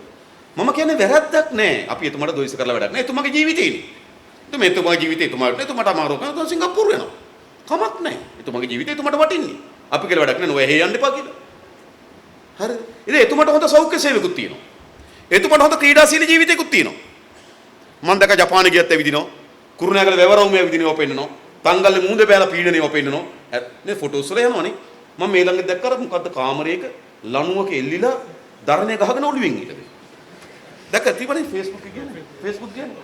ඇත්තට මම හිතුවේ සුනාමි හොරකම අහුවලා දඬුවම් දීලා කියලා. හරිද? නෑ නිකන් ඒ වගේ එකක් නෙන්නේ නේද? හොයයි යනකොට තමයි තේරෙන්නේ මොකද්ද? හොයයි යනකොට තමයි තේරෙන්නේ යෝගා. එතුමා යෝගත් කරනවා. කල්පනා කරලා බලන්න. එතකොට මේ අර කියපු ඔක්කොම එතුමට තියෙනවා. මොකද්ද? ආහාර වෙලා තියෙනවා, සෞඛ්‍ය සේවය තියෙනවා, ක්‍රීඩා සම්පන්න ජීවිතයක් තියෙනවා. 74ට 74 ඔය තියෙන්නේ. 74 ඔහොම තමයි. නේද? අපේ 74 94 වගේ. ඉතින් මොකද වෙලා තියෙන්නේ? මිනිස්සුන්ට එහෙම ජීවිතයක් ඕනේ නැද්ද? සංවර්ධනය කියලා කියන්නේ මොකද්ද? සංවර්ධනය කියන්නේ මිනිස්සු ජීවත් වෙන කාලය වැඩි වෙන්න ඕන. දැන් අවුරුදු 72 කාන්තාවන් අවුරුදු 74යි පිරිමි. ඉතින් මේක හරියනවා. දැන් ජීවත් වීමේ කාලය වැඩි කරන්න නැත්නම් සංවර්ධනය කියන්නේ සංවර්ධන ප්‍රධාන නිර්ණායකයක්. ජනතාව ආයුෂ කාලය කොච්චරද? ඉතින් නේද? අද කොච්චරද අපි කොච්චර කියනවද? නේද අපි හිතුවේ නෑ. නේද අවුරුදු 40න් heart attack හැදුනා, 38න් හැදුනා, 18න් හැදුනා. ඉතින් මිනිස්සු පාරවල් ගානේ නේද? ඔහේ ලෙඩ හැදිලා මැරෙනවා. ඉතින් සංවර්ධනය වෙලා. එහෙනම් තමයි සංවර්ධනයේ නව නිර්ණායකයන් අපි ඕන. හොඳ අධ්‍යාපන ප්‍රතිපත්තියක්, හොඳ නිරෝගී සම්පන්න ජීවිතයක් වෙනුවෙන්, සෞඛ්‍ය ප්‍රතිපත්තියක්, නිරෝගී සම්පන්න ජීවිතයක් වෙනුවෙන්, ක්‍රීඩා ප්‍රතිපත්තියක්, ඊළඟ හොඳ ප්‍රවාහන ප්‍රතිපත්තියක්, ඒ වගේම හොඳ පරිසර ප්‍රතිපත්තියක්. මේ ප්‍රතිපත්ති සියල්ලම අපි සම්පාදනය කරමින් තිබෙනවා. ඒකේ වැදගත්ම ශේෂ්ත්‍රයක් මම කියන්නම්. සංස්කෘති සහ කලා ශේෂ්ත්‍රය. අපේ රටේ අද සමාජයට මොකද වෙලා තිබෙන්නේ? අපේ අද සමාජයේ ඉතාමත් නීරස රළු දර කෑල්ලක් වගේ සමාජයක් අපිට තිබෙන්නේ. තෙතමනයක් නැහැ. අධ්‍යාත්මයක් නැහැ. මුළුමනින්ම තෙතමනේ අධ්‍යාත්මය අහිමි වෙච්ච සමාජයක් අපි ඉස්සරහා තිබෙනවා. මේ සමාජෙ මොකද වෙලා තිබෙන්නේ? වසරකට වාහන අනතුරු සිද්ධ වෙනවා 30000. මතක බලන්න. වාහන අනතුරු වසරකට සිද්ධ වෙනවා 30000. වාහන අනතුරු හේතු කොටගෙන මිය යන ප්‍රමාණය සාමාන්‍යයෙන් ගත්තොත් දවසකට 8 දෙනෙක් මැරෙනවා. මගේ අපඝාත වෙන ප්‍රමාණය පැත්තකින් තිබ්බා. දවසකට 8 දෙනෙක් වාහන වල හැපිලා මැරෙනවා. අපි යුද්ධය පටන් ගත්ත 1983 කියලා කිව්වොත්, යුද්ධය අවසන් වුණේ 2009 මේ මාසෙ කියලා කිව්වොත්, මේ අවුරුදු 26ට යුද්ධෙන් මැරිච්ච ප්‍රමාණයට වඩා වැඩි ඒ අවුරුදු 26 වාහන වල හැපිලා මැරිච්ච ප්‍රමාණය. විනයක් නැති සමාජය. දැන් ඔය ඉතාලිය මන් දැක්ක මේ ළඟදී පාලමක් කඩා වැටලා 8 දිනක් මැරිලා. පැය 24ම පෙන්වන්නේ ඒක. කේදවාචකයේ ඉංජිනේරුවෝ ගේනවා, කොන්ත්‍රාත්කරුවෝ ගේනවා, හරිද ප්‍රශ්න කරනවා, ජනතාව විරෝධය දක්වනවා. එයි මේ 8 දිනක් හැපිලා පාරක. හැපිලා මැරිලා. අපේ එහෙනම් මාධ්‍ය නාලිකාවලට වෙන මුකුත් නැහැ කරන්නේ. එයි 8 දිනක් මැරෙනවා දවසකට. වාහන උතුරු 30000ක් වෙනවා රටේ. මොකද වෙලා තිබෙන්නේ? විනයක් හික්මීමක් නැති සමාජයක් අපිට නිර්මාණය වෙලා තිබෙනවා. ඒ විතරක්ද? අවුරුදු 16ට වඩා අඩු දැරිවියන් පොලිස් පොතේ ලියවෙනවා. කවර වර්ගයේ හෝ ලිංගික අඩත්වයටම ලක් වෙලා තිබුණා 1200 2016. කවර හෝ වර්ගයේ ලිංගික අඩත්වයටමකට අවුරුදු 16ට වඩා අඩු දැරිවියන් 1200ක් ලක් වෙලා තිබෙනවා. මොන සමාජයක්ද මේ? රුපියල් 4000ට වඩා වැඩි මංකොල්ල කෑම සමවන. රුපියල් 25000ට වඩා වැඩි මංකොල්ල කෑම 2016 වසරේ 4000ක් වෙලා තිබෙනවා. ලංකාවේ රුපියල් 25000ට වඩා වැඩි මංකොල්ල කෑම 4000 සිද්ධ වෙලා තියෙනවා 2016. 2016 මුල් මාස 6 පළවෙනි සති 26 කෝච්චිය හැප්පිලා මැරලා තියෙනවා 26 දිනේ. කෝච්චිය හැප්පිලා. තේරුම් ගන්න පුළුවන්ද අපිට ඒක? කෝච්චියට යන්න වෙනම් පාරක් තියෙනවා. පේන්නේ නැත්නම් ඇහෙන්න සද්දයක් එනවා. ඇහෙන්නේ නැත්නම් පේන්න ලොකුවට තියෙනවා. මේ ඔක්කොම තිබිලා මොකද වෙලා තියෙන්නේ? සතියකට එක්කෙනෙක් මැරලා තියෙනවා 2016 මුල් මාස 6 කෝච්චිය හැප්පිලා. සති 26ට 26 දිනක් මැරලා තියෙනවා. මොකද්ද මේ සමාජයට වෙලා තියෙන්නේ? ඔයගොල්ලෝ හිතනවා මේ සමාජයේ රැකවරණයක් තියෙනවා කියලා අපි කාටවත්? අපි මොනතරම් අපේ දරුවෝ හදාගත්තත්, ගෙදර අපේ කුටුම්බිය ඇතුලේ ආරක්ෂා කරලා අපේ දරුවෝ හදාගත්තත්, අපිට තියෙන සහතිකය මොකද සමාජය හැමෝම අපේ දරුවට මොකක්ද සිද්ධ වෙන්නේ කියලා. අපිට තියෙන සහතිකය මොකද අපි පාරේ මොනතරම් විනයානුකූලව ගියත් අපි වරගෙන ඇවිල්ලා හප්පලා යන්නේ නැති වෙලා කියන සහතිකය මොකද්ද අපිට තියෙන්නේ? මොකක්ද සිද්ධ වෙලා තිබෙන්නේ? මේ ගොඩාක් මේ යන්නේ ඒගොල්ලෝ පාරේ යන අය සමහර අය. සමහර යතුරුපැදිය කියන අය, යම ත්‍රිවිල් කියන අය. හප්පගෙන යන මැරෙනවා. ඉතින් මේ සමාජය හොඳද? නිසා මේ සමාජයේ තෙතමනයක් අනේකා ගැන හිතන්නේ නැති අධ්‍යාත්මයක් නැති වියලි සමාජයක් නිර්මාණය වෙලා තිබෙනවා. ඉතින් සමාජයේ තියෙන පොඩි කෝපයකින් ඉන්නේ. අපි පාරට බැස්සාම අපි පාරේ යනකොට ත්‍රිවිල් එකක් අඟට කපුවොත් ගෙදර යනකම් බයිනවා. ගෙදර යනකම් බයිනවා ත්‍රිවිල් කාර්යයට ඇඟට කැපුණේ කියලා. බස් එකකට නැංගට පස්සේ කවුරු හරි අපේ ඇඟේ හැප්පුණොත් බස් එකෙන් බහිනකම් බනිනවා. කවුරු හරි අල්ලගන්න ඉන්න බලාගෙන දෙන්න. ඇයි ප්‍රශ්න ගොඩයි? ආර්ථික ප්‍රශ්න තියෙනවා දරුවට උගන්වන්න බෑ අම්මා ලෙඩ වෙලා බෙහෙත් ගන්න විදියක් නෑ. තව ඇඟෙත් හැප්පෙන්න එනවා. අර ඔක්කොම ටික දානවා කාගේ පිටින්ද? මම මේක මේ පතුලේ තියෙන හිත ඔක්කොම වෙලා මොකද වෙලා තියෙන්නේ? වියලි සමාජයක්. අනේකා ගැන හිතන්නේ නැති, අධ්‍යාත්මයක් නැති, තෙතමනයක් නැති, සහාමිකත්වයක් නැති, එකිනෙකා තනි රේස් එකකට දුවපු සමාජයක් නිර්මාණය වෙලා තිබෙනවා. මේ සමාජයෙන් කාටද රැකවරණය තියෙන්නේ? සල්ලි තියෙන කෙනාට, උගතක බුද්ධිමතාවට රැකවරණයක් තියෙනවා. සල්ලි තියෙන කෙනාට රැකවරණයක් තියෙනවා. දුප්පතාටද? නැ කාටද? මේ සමාජය අනාරක්ෂිත සමාජයක් බවට පත් වෙලා තිබෙනවා. මේ සමාජය යලි සුවපත් කරන්න ඕන. අපි ඉතිහාසය මොකද අපේ රට ගැන කියන්නේ? දෙවුන්දර තුඩුවේ සිට පේතුරු තුඩුව දක්වා රන් ගැලබෙඳි කාන්තා කන්‍යාවකට ආරක්ෂා සහිතව මේ ගමන යන්න පුළුවන් කියලා තිබුණා අපේ රටේ ඉතිහාසය අපි අහලා තියෙනවා. මේ දෙවුන්දර තුඩුවේ සිට පේතුරු තුඩුව රන් බෙදි කන්‍යාවකට ආරක්ෂා සහිත ගමන් කරන්න පුළුවන් රාජ්‍යයක් තිබ්බලු අපිට. අද මොකද වෙලා තියෙන්නේ? අද අවුරුද්දකට 1216ට වඩා දරිවියන් දූෂණය වෙනවා. රාජ්‍ය නිර්මාණය වෙලා තියෙන්නේ මේක. මොකද්ද මේකට තියෙන උත්තරේ? හැම ගෙදරටම පොලිසියෙන් දාන්නද? ඊට පස්සේ පොලිසියෙන් බේරෙන්න බැරුව වෙනවා. අපි දන්නවනේ. හරිද? මේකට තියෙන උත්තරේ තියෙන තනිව නෙවෙයි. මේකට තියෙන එකම උත්තරේ තමයි මේ සමාජය යහපත් සමාජයක් බවට පත් කරන්න ඕන. මේ සමාජය යහපත් සමාජයක් බවට පත් කරන්න මොකද තිබෙන්නේ? ඒකේ ප්‍රධානම මෙවලම පතුලේ ආර්ථික ප්‍රශ්න තියෙනවා වගේම ඒක අපි වෙන විසඳුමක් හොයනවා වගේම සමාජ මනස සුවපත් කරන්න අපි මොකද්ද කරන්න ඕනකම තිබෙන්නේ? හොඳ සාහිත්‍ය කලාවේ ප්‍රබෝධමත්සයි සමාජයක් අපි නිර්මාණය කරන්න ඕන. ප්‍රබෝධයක් ඕන. අද චිත්‍රපටය බලන පවුලේ කට්ටිය එකතු වෙලා චිත්‍රපටය බලන්න යනවා පවුලේ කට්ටිය. නාට්‍ය බලන පවුලේ කට්ටිය එකතු වෙලා වේදිකා නාට්‍යයකට බලනවා. කවියක් රස විඳිනවද? ගීතයක් රස විඳිනවද? නවකතා පොතක් කියවනවද? හොඳ පොතක්. පළවෙනි මුද්‍රණය කියලා කියන්නේ පොත් 800යි. ඔය පොතක පළමු මුද්‍රණය කියන්නේ පොත් 1000යි. පොත් 1000යි. ඔය 1000න් අර ප්‍රකාශක ඒගොල්ලෝ බෙදාගෙන 200ක් විතර වෙන් කරගන්න. පළමු මුද්‍රේ වෙනද පොලට එන්නේ 800යි. ඉතින් හොඳ පොතක පළමු මුද්‍රේ විකුණ ගන්නම් පොත් 800 විකුණ ගන්න අමාරුයි. ජනගහන ලක්ෂ 200යි පොත් 800ක් විකුණ ගන්න බෑ රටේ. ඉතින් පොතක් කියවන්නේ නැත්තම් කවියක් රස විඳින්න නැත්තම් ගීතයක් රස විඳින්න නැත්තම් පවුල සාමූහික එකතුල චිත්‍රපටයක් බලන්න නැත්තම් වේදිකා නාට්‍යයක් බලන්න නැත්තම් කොහෙද සාමූහිකත්ව ලයාන්විතකම හැදෙන්නේ කොතනද? තෙතමනේ නිර්මාණය වෙන්නේ කොතනද? මොකද වෙලා තියෙන චිත්‍රපට ඔක්කොම චිත්‍රපට ශාලා වැහුණා. මට මතක අනුරාධපුරේ සිත්තම්පලන් චිත්‍රපට ශාලාවක් තිබ්බා. සිත්තම්පලන් චිත්‍රපට ශාලාවේ අද මොකද වෙලා තියෙන්නේ? අද ටියුෂන් කඩයක් දාලා. අනුරාධපුරේ විජේන්ද්‍රා දෙකක් තිබ්බා. නිව් විජේන්ද්‍රා සහ කැලෑ විජේන්ද්‍රා කියලා. නිව් විජේන්ද්‍රා එක තියෙනවා කැලෑ විජේන්ද්‍රා එකේ අද පොළ. තමුත් එකම තියෙනවා ඊගල් කියලා සිනමා ශාලාව. තමුත් එකම ඊගල් සිනමා ශාලාවේ අද වී ගබඩාව. මාතර බෝඩ්ඩේ සිනමා ශාලාව. මාතලේ බෝඩ්ඩේ සිනමා ශාලාවේ අද ෆුඩ් සිටිය දාලා. මෙහෙත් හොල බලන්න. අමිත තිබ්බනේ. කඩවත නිකාඩු තියෙනවද දන්නේ නැහැ. තාම තියෙන්නේ. මම කල්පනා මෙහෙම වෙලා තියෙන්නේ. හැම තැනම මොකද උනේ? චිත්‍රපට ශාලා වැහුණා. මිනිස්සු චිත්‍රපටය බලන හොඳ චිත්‍රපටයක් හැදෙන්නේ. ගිහලා බලන්න චිත්‍රපට ශාලා ඉස්සර 9 තියෙන ෂෝ එකක් තිබ්බා. අද 9 තියෙන ෂෝ එකක් තියෙනවද? කිසි චිත්‍රපට ශාලාවක 9 තියෙන ෂෝ එකක් නැහැ. කොළඹක් තියෙන 6යි කාලා 4:45 5යි කාලා. මොකද කවුරුවත් එන්නේ නැහැ.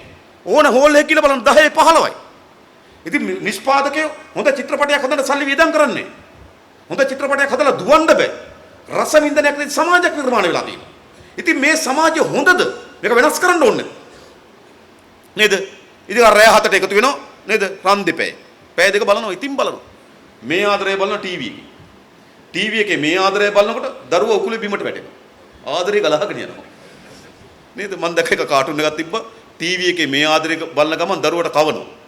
දරුවට කවන්නේ නැහිට. ටීවී එකේ ආදරේ. මොකද වෙලා තියෙන්නේ? ඉතින් මේ බංකොලොත් හරසුන් සමාජයක් නිර්මාණය කරා. මේක ඒගොල්ලන්ට ඕන මතක තබා ගන්න. මේ සමාජ කවදාවත් ඒගොල්ලෝ යහපත් කරන්නේ නැහැ. සාමිකත්වයට ගේන්නේ නැහැ. මේක ගුණයහපත් සමාජයක් බවට පත් කරන්නේ නැහැ. රසවින්දනයක් තෙතමනයක් තියෙන සමාජයක් බවට පත් කරන්නේ නැහැ. තෙතමනයක් තියෙන සමාජයකින් ජොන්සන්ලාට ඡන්දෙ දෙයි. බාර් 7යි ෆැක්ටරි 2යි. ඉතින් තෙතමනයක් තියෙන සමාජයක් දෙනවා ජොන්සන් ඡන්දෙ. තෙතමනයක් තියෙන සමාජයක් ලන්සර් ඡන්දෙ දෙයිද? තෙතමනයක් තියෙන සමාජයක් ප්‍රසන්නරණ විල ඡන්දෙ දෙයිද? නෑ ඒගොල්ලන්ට ඕන මේ වගේ පාදට සමාජයක් ඒගොල්ලන්ට ඕන. ඒගොල්ලෝ නිකම්ම නෙවෙයි මේවා නිකන් අත්තරිය නෙවෙයි. මේක නිකන් විනාශ වෙන්න හරිය නෙවෙයි. මේවා හිතාමතාම ඒගොල්ලන්ගේ බලය පවත්වාගෙන යන්න පුළුවන්කම තියෙන මෙවැනි සමාජයක් ඇතුළේ විතරයි. අනේකා ගැන හිතන, සාමිකත්ව ගැන හිතන, සෙතමනේ තිබෙන අධ්‍යාත්මයක් තියෙන මිනිසෙක්ගෙන් මේ පාලක බිහි වෙන්නේ නැහැ. මතක තබා ගන්න. මේ පාලකයන්ට ඕන මෙවැනි වර්ගයේ නරුම සමාජය. මේ නරුම සමාජයක් ඇතුළේ විතරමයි මේ නරුම පාලකයෝ බිහි වෙන්නේ. ඒ නිසා ඒගොල්ලන්ට මේ සමාජය සුවපත් කිරීමේ කිසි ගමනාවක් නැහැ. මේක යහපත් කිරීමේ කිසි ගමනාවක් නැහැ. අධ්‍යාත්ම සහිත මිනිසෙක් නිර්මාණය කිරීමේ කිසි ගමනාවක් නැහැ. මේ සමාජයේ මේ විදිහට තියෙන තරමට තමයි නරුම සමාජයකින් තමයි නරුම පාලකයෝ හැදින්නේ. මේක තමයි ඒගොල්ලන්ගේ පතුලේ තියෙන සත්‍ය. ඉතින් හැබැයි නරුම සමාජයේ නරුම පාලකයන්ගේ ආරක්ෂාව ලැබෙයි. හැබැයි සමාජයට ආරක්ෂාවක් තිබෙනවා. අපිට ආරක්ෂාවක් තිබෙනවා. අපේ දරුවන්ට ආරක්ෂාවක් තිබෙනවා. ඒ නිසා මේ සමාජය යහපත් කරන්න ඕන. ඉතින් හොඳ සාහිත්‍ය කලාවේ ප්‍රබෝධයක් සහිත සමාජයක් අපි නිර්මාණය කරන්න ඕන. අන්න ඒ සඳහා මේ යුගයේ විශ්වවිද්‍යාල වල ප්‍රධානම සාහිත්‍යදරය වන ලියනගේ අමරකීර්ති මහාචාර්ය ලියනගේ අමරකීර්ති මහත්මයා ඇතුළු විශාල කණ්ඩායමක් පත් කළා තිබෙනවා. හොඳ සාහිත්‍ය කලාවේ ප්‍රබෝධයක් සහිත කාල පරිච්ඡේදයක් නිර්මාණය කරන්න ඕන. ඒක අපිට අවශ්‍යයි මේ සමාජෙට. දැන් සමාජය සුවපත් කරන්න ඕන. ඒ නිසා ඉතාමත් හොඳ වැඩපිළිවෙලක්. ඒ වැඩපිළිවෙල අරමුණු සංවර්ධනය කියන එක. හොඳ යහපත් සමාජය, නිරෝගී සම්පන්න ජීවිතය, මානව සම්පත දියුණු මානව සම්පත, ආර්ථික ප්‍රතිලාභ ජනතාවට ගලාගෙන සමාජය, ප්‍රවාහනය ඉතාමත් හොඳ පහසු ප්‍රවාහන පද්ධතියක් නිර්මාණය කරන සමාජය, පරිසර පද්ධතිය ආරක්ෂා කරන සමාජය. මෙවැනි හොඳ රාජ්‍යයක් අපිට ඕනේ නැද්ද? එවැනි හොඳ රාජ්‍යයක් අපි නිර්මාණය කරන්න ඕන. අන්නේ හොඳ රාජ්‍යයක් නිර්මාණය කිරීමෙන් අවශ්‍ය වන ඉතාමත් හොඳ ප්‍රතිපත්ති මාලාව අපි හදමින් තිබෙනවා. ඉතාම අපි උත්සාහ කරනවා ජනවාරි මාසයේ අග වෙනකොට එම ප්‍රතිපත්ති මාලාව රට හමුවේ ඉදිරිපත් කරනවා. මේක තමයි රට හදන ප්‍රතිපත්තිය. ඊළඟ ප්‍රතිපත්ති විතරක් තිබ්බට වැඩක් නැහැ. ඒ ප්‍රතිපත්ති ක්‍රියාවට නැගීම සඳහා බලයක් ගන්න ඕන. අපි කැමති වුණත් අකමැති වුණත් අපි පිළිගත යුතු යථාර්ථයක් තිබෙනවා. ඒ යථාර්ථය තමයි මේ අර්බුදය නිර්මාණය කරේ දේශපාලනය. මේ අර්බුදය නිර්මාණය කරේ දේශපාලනය. ඒ නිසා මේ අර්බුදයට විසඳුම් තියෙනෙත් අපි කැමති වුණත් අකමැති වුණත් දේශපාලනය. තනිව කොච්චර පොරබෙදුවත් මේකේ අර්බුදයට විසඳුම් හොයන්න බෑ. අර්බුදයට විසඳුම් හොයාගන්න පුළුවන් ගා තානාපති කාර්යාලය ගාවට ගිහලා බැලුවොත් යුරෝපී ලංකාවේ තියෙන යුරෝපීය තානාපති කාර්යාලය ඇතුලේ ලංකාවේ ඉතාමත් බුද්ධිමත් තරුණ පරම්පරාව රට අත්හැරලා යනවා. රොඩු වලින් පිරිකි රාජ්‍ය බවට පත් වෙමින් තිබෙන්නේ. යමක්කමක් තියෙන යමක්කමක් කරගන්න පුළුවන් හැම දෙනාම රට අත්හැරලා යන තැනට සමාජය නිර්මාණය වෙමින් තිබෙනවා. රොඩු සුම්බුන් වලින් රාජ්‍යයක් ගොඩනගෙන්න ඉතුරු වෙන්න පටන් අරගෙන තිබෙනවා. ඒ නිසා මේ දේශපාලනයේ මේ අර්බුදය නිර්මාණය කරේ දේශපාලනයේ මේ අර්බුදයට විසඳුම් තියෙන දේශපාලනයේ අපි කැමතුණත් නැතුණත් ඇත්ත ඒක. නිසා අපි හිතුවට අපි අපේ පාඩුවේ ඉන්න අත එල්ලුවොත් කටහොල්ලයි අපේ හිසට අපේ අත මේ සෙවණැල්ල අත තියාගෙන ඉන්න පුළුවන් හිසට දරුවට මොනව වෙයිද දන්නේ මතක බලන්න. ඒ නිසා මේ මේ අර්බුදය නිර්මාණය කරේ දේශපාලනයේ. මේ අර්බුදයට අපි පිළිතුරක් හොයන්න දේශපාලනය වුණා. ඒ නිසා මේ රට වෙනස් කළ හැකි පන්නේ ප්‍රධාන දේශපාලන ව්‍යාපාරයක් අපි නිර්මාණය කරන්න ඕනේ. මධ්‍යස්ථානයක් අපි හදන්න ඕනේ. දේශපාලන අද මොකද වෙලා තිබෙන්නේ? අද දේශපාලන ව්‍යාපාරයක් අතිශය ලාභ ලබන ව්‍යාපාරයක් දේශපාලනය. දේශපාලන තරම් ලාභ ලබන ව්‍යාපාරයක් ලංකාවේ කොතෙවත් නැහැ. ඒක විශාල ලෙස ලාභ උපයන. අද ජනාධිපති ධූරය කියලා කියන්නේ හොරකම් කරන්න ලයිසන් එක. දැන් අපි ගම්වල දන්නෝ බාර් එකේ අරක්කු තියෙනවා. නේද? අර ගමේ හොරෙන් විකුණන අරක්කු තියෙනවා. කසිප්පු තියෙනවා. පොලිසියෙන් කසිප්පු අල්ලන බාර් එකේ අල්ලන්නේ නැහැ. එයි බාර් එකට ලයිසන් තියෙනවා. ඒ වගේ තමයි ජනාධිපතිකම කියන හොරකම් කරන්න ලයිසන් එකක්. මේ ලයිසන් එක මහින්ද මහත්තයා උපයෝග කරගත්තා. චන්ද්‍රිකා උපයෝග කරගත්තා. මේ ලයිසන් එක මෛත්‍රීත් උපයෝග කරගත්තා. නැත්තම් නෑ කියන්නේ. මහජනක දේපල හොරකම් කරන්න ජනාධිපති ධූරය කියන්නේ ලයිසන් එකක් ඒගොල්ලන්ට. අගමැති ධූරය කියන්නේ ලයිසන් එකක් හොරකම් කරන්න. දිමු ජයරත්න අගමැති හොරකම් ලයිසන් එක උපයෝග කරගත්තා. අම්බුලුවාව කන්ද ආණ්ඩුවට අයිති කන්ද. ඔය කන්ද සංවර්ධනය කරන්න පේරාදෙණියේ උද්දිත උද්‍යානයේ පේරාදෙණියේ ගාඩන් එකේ මල්වත්තේ මිලියන 100ක් වියදම් කරලා තියෙනවා. කුෂ්කර්ම දෙපාර්තමේන්තුවෙන් සල්ලි වියදම් කරා ඔය අම්බුලාවේ වත්ත හදන්න, අම්බුලාවේ කන්ද හදන්න. අන්තිමට මොකද කරේ? පාර්ලිමේන්තුවට පනතක් ගෙනලා පරම්පරාවට අම්බුලා කන්ද ලියාගත්තා. දැන් දිමුට මරුණාට පස්සේ පුතාට, පුතා මරුණාට පස්සේ පුතාගේ පුතාට මේ අම්බුලාවේ කන්ද රට ආණ්ඩුවේ සල්ලි වියදම් කරනවා. ඉතින් අගමැති ධූරය උපයෝග කරගත්ත ජනතාවගේ දේපල හොරකම් කරන්න. දිමුත් එහෙමයි, රනිලුත් එහෙමයි. බැන්නුම් කරේ රනිල් සම්බන්ධ වෙලා තිබෙනවා. අග්‍රාමාත්‍ය ධූරය කියලා කියන ඒගොල්ලන්ට හොරකම් කරන ලයිසන් එකක්. ඇමති ධූරය කියලා කියන හොරකම් කරන ලයිසන් එකක්. සමේ දේශපාලනයේ අද අතිශය කැත කළු ව්‍යාපාරය. ඒ නිසානේ දැන් අපේ සාමාන්‍ය ව්‍යාපාර තියෙනෝනේ. තාත්තා කඩයක් කරොත් තාත්තා මේකෙත් එක්ක අම්මා කරනවා. අම්මත් නැත්තම් දරුවා කරනවා. මේගොල්ලොත් එහෙම තමයි. මේගොල්ලෝගේ ව්‍යාපාර දේශපාලනය. තාත්තා නැතුනම පුතාට බාර දෙනවා. තාත්තා රජි කඩේ කර හිටිය බිස්නස් එක පුතාට බාර දුන්න පසන්න. ජේරාත් බිස්නස් එක කර හිටිය ජේරාත් මිය ගිය නෝනාට බාර දුන්න කඩේ. බිස්නස් ජනාධිපතික මහින්ද මහත්තයා දැන් බිස්නස් එක බෙදා බාර දෙනවා නාමල්ට පුතාට. ඒගොල්ලන්ට ව්‍යාපාරමය පරම්පරාවෙන් පරම්පරාවට යන ව්‍යාපාරමය. ගමේ කෙනෙක් කඩයක් රැක බලාගෙන තමන්ගේ දරුවට දෙනවා වගේ දේශපාලන රැක බලාගෙන ඒගොල්ලන්ගේ පරම්පරාවන්ට දෙනවා. ඉතින් ඒගොල්ලන්ගේ ලාභ ලබනම ව්‍යාපාරමය. එනිසා අපේ රට ගොඩනගන්න ප්‍රතිපත්ති කවරක් තිබ්බත් වැඩක් නැහැ. මේ රට ගොඩනගන්න නම් ව්‍යාපාරයක් බවට පත්වලා තියෙන දේශපාලනය මහජන සේවයක් බවට පරිවර්තනය කළ යුතුයි. මහජන සේවය. දේශපාලන කියන්නේ ගරු සේවය.